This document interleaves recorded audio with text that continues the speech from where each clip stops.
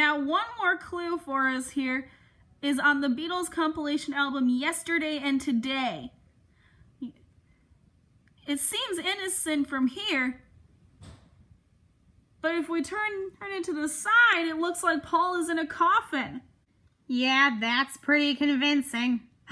But not so fast. That album was released when the real Paul would have been alive, and that starts off with us making sense of all these clues, so let's get back to Sgt. Pepper's. Good idea, Deric. Now, if we look at the outtake shoots of the cover of the Sgt. Pepper album, we notice that the Beatles tried several different ways of standing. Paul isn't always holding the cor anglais. Sometimes it's a brass instrument, and also he moves around the set. He's not always standing under the supposed death hand. And there are a few shots where Ringo takes his place. And speaking of, all those hands above Paul's head are just coincidence. No one really knows if the hands above someone's head has anything to do with the dead or death. Now, the date on the bass drum may say November 9th in the US form, but in the UK, however, they put the day first, then the month. So in the UK, it says September 11th, which is entirely different. While that might not have been the day Paul would have died, but that still is an important date for John, because that's the day he met Yoko Ono. Now, the guitar made of flowers was just a suggestion, and the flowers spelling out Paul's name, pure coincidence. Now, the OPD badge that Paul is wearing in this here picture actually says OPP, and that stands for Ontario Provincial Police. You see, Paul's only wearing that badge because he liked the badge. He literally said that in his, he said that when he answered the web's most answered questions, so you can hear him say that on YouTube. And the picture on the back of the album was just a favorite out of several shots. So anything with Paul's back to us is just pure coincidence. Same thing with where George is pointing to the lyric. And not only do they sing Billy Shears in the beginning of With a Little Help from My Friends, but they also say the one and only Billy Shears and Sgt. Pepper's Lonely Hearts Club Band in the title track. And the simplest explanation for that is because Billy Shears rhymes with years. And like I said before, anyone who thinks that the lyric in A Day in the Life is nobody was really sure if he was from the house of Paul, if you have good hearing, you'll get the correct lyric, which is nobody was really sure if he was from the house of Lords. And as for the death they were talking about, it's not Paul's. They were actually talking about the death of a guy named Tara Brown. Now, the phone number on the Magical Mystery Tour cover, no one really knows what it is. There was never a definitive answer. Now, in the booklet, on page 3, the message that says I was is supposed to say you was. Bad English for sure. On page 13 of the booklet, Paul without his shoes isn't really a death clue, but we never know why he doesn't have his shoes on. Maybe his feet just get really hot.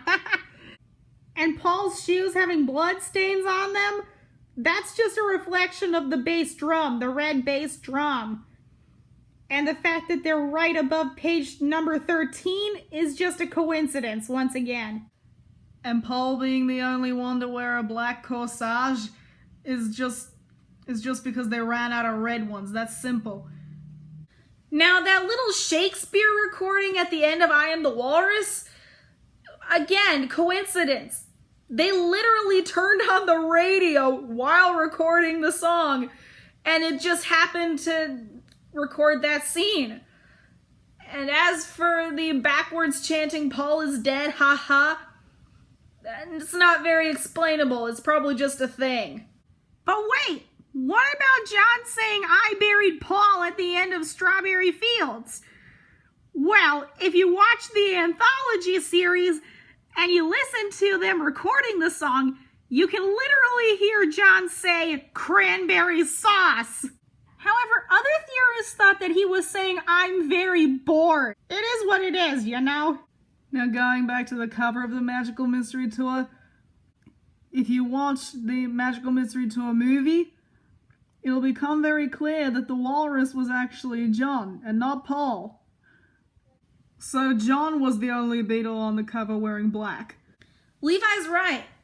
But that kind of brings us over to the White Album, because if John was the real walrus, then why would he say that Paul was the walrus on Glass Onion?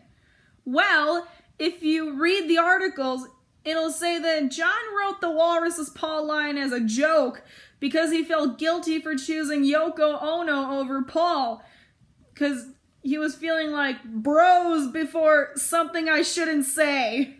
Now the only visual clue on the White Album, the photo of Billy Shears is just McCartney wearing glasses. Maybe it's even a passport photo.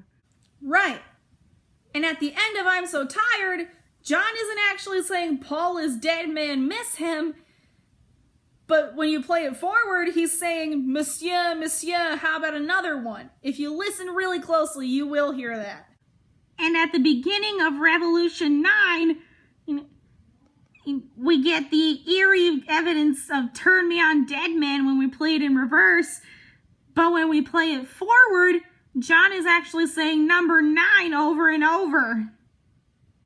Number 9, number 9, number 9, number 9, number 9, number 9. And finally on Abbey Road, on the back, it's saying 3 Beatles. It's probably just coincidence. We don't really know. No one really knows these things. And Paul being out of step with the other Beatles pretty much works the same way as Sgt. Pepper's. They tried several different takes, with Paul being out of step being the best one. And as for Paul being barefoot, seriously, what is it with Paul being barefoot? But at least on Abbey Road, it was a hot day outside, so he kicked off his sandals to be more comfortable.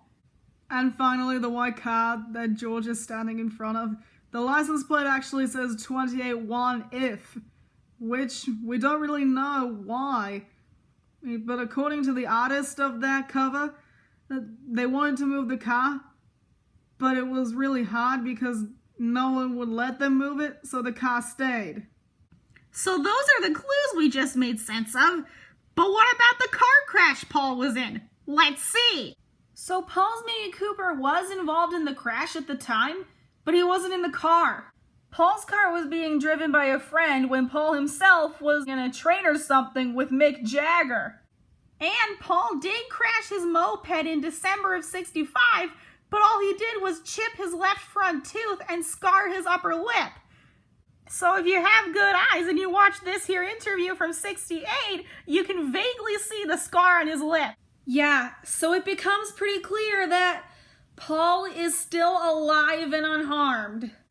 And more importantly, has become one of the coolest people on the planet. And of course, he's lived to star alongside us in our new films coming up. So now I see no better time than to wrap up this video. Thank you guys so much for watching. Go see our new movie, What to Expect When You're an Expecting Beetle. This cast does not disappoint The cast does not disappoint anyone. And we also want to send a special shout out to Storm Reed, who isn't with us right now, but is doing an amazing job in the film as well. We miss you, girl. Can't wait to get back on set with you in 5 minutes. And also a big shout out to Kristen Billingsley, who listened to our He Is Pregnant song from our movie and told us not to gossip about Paul. Yeah, ayo, Kristen! And hello! And I guess now that you watched this video, you might have found out that a lot of people are gossiping about Paul. So thank you so much for watching. We really hope you enjoyed this video. Tell us what Beatles facts you want to know next. And don't forget to give the video a thumbs up, comment on it, and subscribe to Brer Sam's channel. I'm supposed to say goodbye, but I'll say hello.